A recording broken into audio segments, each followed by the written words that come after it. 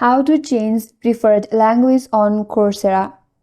Hi everyone, this is Kate and welcome back to another video, and in today's video we will see how we can change language preference in Coursera application. So without further delay, let's get started with this video.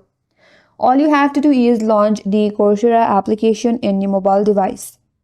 After you opened up the application, navigate to the bottom right corner and tap on the profile icon. Once here, tap on the settings icon at the top right. That's gonna land you to the setting page. Scroll down a bit and head towards language section. There is an option as language preferred or change preferred language. Tap on it. Then tap on open settings. That's gonna land you to different page. So from this page, you can change your preferred language. Scroll through and then look for your preferred language. Once done, simply tap on the language and then the language will be changed in the application Coursera.